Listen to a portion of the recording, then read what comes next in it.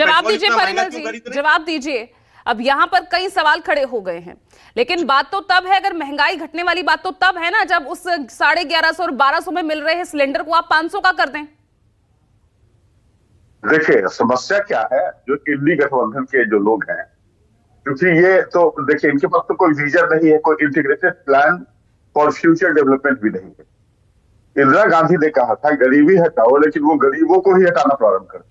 जो नरेंद्र मोदी की सरकार है, एनडीए की सरकार है, देखिए सभी सेक्टर में मतलब पूर्ण सुरक्षा, जैसे खाद्य सुरक्षा की ये बात बोलते हैं, मैं आपको याद दिलवा दूं, जब कांग्रेस की सरकार थी, यूपीए की सरकार थी, तो पूरे भारत ने देखा कि एफसीआई अपने जो उसने जो सीएससीपी के द्वारा जो अनाउंस प्राइस था, उस पर जो अनाज खरीदा था, उसका बड़े पैमाने पर खुले आकाश के नीचे इन्होंने रखा और गरीबों को उपलब्ध नहीं करवाया।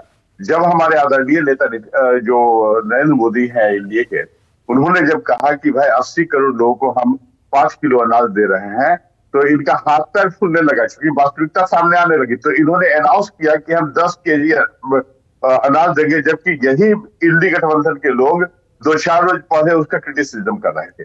तो देखिए ये तो स्वार्थी लोग हैं, ये परिवारवादी लोग हैं, जैसे अखिलेश जो एसपी के जो प्रवक्ता बोल रहे हैं। तो आखिर ये सब पार्टी क्या है?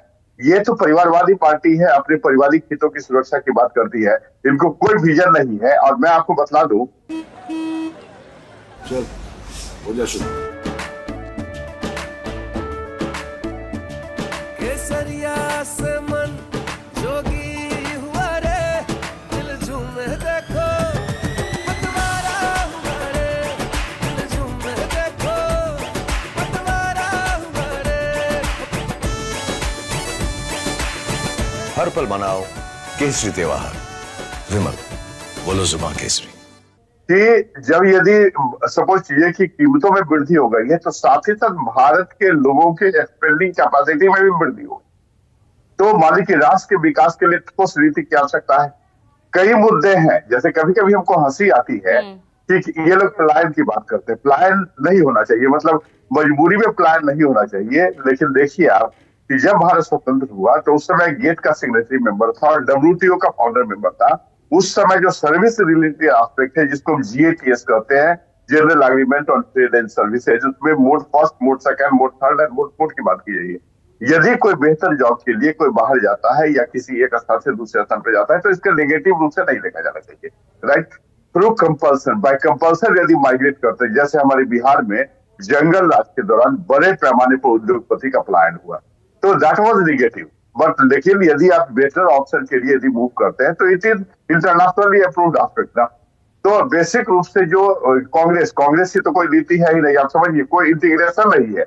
जैसे उदाहरण के लिए मैं बता दूं, so what do you call it when महंगाई, जब हम देख रहे हैं इन्फ्लेशन रेट घट रहा है, लेकिन आम जनता फिर भी महंगाई से जूझ रही है, तो अब ये नेगेटिव इम्पैक्ट है इसका या ये पॉजिटिव इम्पैक्ट है? जब 23% जनता कहती है कि हमें महंगाई हमारे लिए सबसे बड़ा मुद्दा है, आप उस पर बात कीजिए।